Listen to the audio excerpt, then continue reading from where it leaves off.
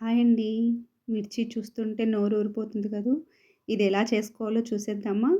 So, ఏం లేదండి. మనం పాన్ పెట్టుకొని, ఆయిల్ ఏసుకొని, పోపెట్టేసుకొని, కొంచెం ఆనియన్స్ ఏసుకొని, ఆనియన్స్ ఫ్రై అయ్యేంత వరకు వేయించుకున్న తర్వాత, శనగపిండి తీసుకోవాలండి. మనం మిర్చి తీసుకున్న దాన్ని బట్టి ఎంత స్టఫింగ్ అవసరమైతుందో చూసుకొని, అంత శనగపిండి తీసుకొని, కొంచెం రోస్ట్ చేసుకొని, అందులో ఉప్పు, కారము, కొరియాండర్ పౌడరు, అలాగే కొంచెం పసుపు వేశానండి. అది వేగిపోయిన తర్వాత తగినంత నిమ్మకాయ రసం వేశాను.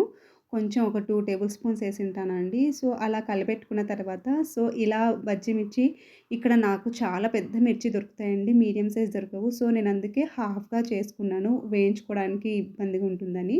సో, ఇలా హాఫ్‌గా చేసుకున్న తర్వాత మిడిల్‌కి కట్ చేసుకొని, మనం చేసుకున్న శనగపిండి స్టఫింగ్ పెట్టేసుకోవాలనమాట అన్నిట్లోకి. సో, నేను ఇలా మధ్యలో కట్ చేసినందుకు ఉడికేటప్పుడు పౌడర్ బయటకొస్తుందని చెప్పేసి నేను కార్నర్స్‌లో టూత్ పిక్ పెట్టానండి. అంటే దగ్గరగా ఉండాలి, ఊడిపోకూడదని చెప్పేసి టూత్ పిక్ పెట్టాను. అలా పెట్టుకున్న తర్వాత నేను రైస్ కుక్కర్‌కి వచ్చిన ఈ బౌల్‌లో పెట్టేసి, ఆ రైస్‌తో పాటు నేను ఇవి ఉడికించుకున్నానండి.